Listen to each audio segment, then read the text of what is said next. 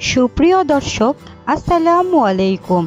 আমার আজকের রেসিপি আলুর লাচ্ছা পাকোড়া। শুধুমাত্র আলু দিয়ে অসম্ভব মজার আলুর লাচ্ছা পাকোড়া তৈরি করতে পারেন। তাহলে শুরু করা যাক আমার মচমচে আলুর লাচ্ছা পাকোড়া রেসিপি। আলুগুলোকে আমি কুচি কুচি করে কেটে নিয়েছি। এখন দিয়ে দিচ্ছি হাফ চামচ লবণ, হাফ চামচ মরিচের গুঁড়ো, হাফ চামচ হলুদের গুঁড়ো এবং 1 টেবিল চামচ আদা রসুন বাটা দিয়ে ভালোভাবে মেখে নিচ্ছি। আলুটা বেশিক্ষণ মেখে নেওয়া যাবে না, কারণ আলু থেকে যাতে বেশি পানি না বার হয় সেদিকে লক্ষ্য রাখতে হবে।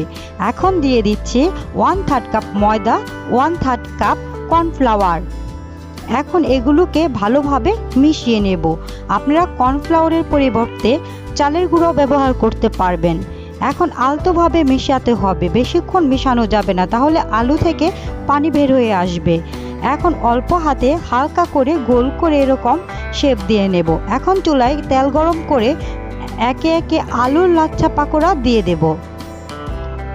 এখন চামচের সাহায্যে হালকাভাবে উল্টে দেব।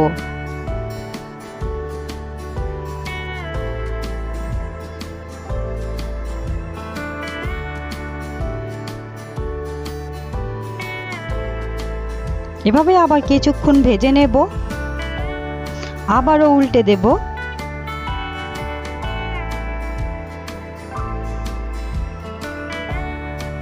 আবারও কিছুক্ষণ ভেজে নেব। এরকম কালার চলে আসলে উল্টে পাল্টে দেব। এখন একটি ছাঁকনির সাহায্যে উঠিয়ে নেব। এইভাবে একইভাবে আমি সবগুলো পাকোড়া তৈরি করে নেব। আশা করব আমার আজকের মচমচে আলুর লাচ্ছা রেসিপি ভালো লেগেছে। ভালো লেগে থাকলে অবশ্যই চ্যানেলটি সাবস্ক্রাইব করবেন। আজকে এ পর্যন্তই। সবাই ভালো থাকবেন। আল্লাহ হাফেজ।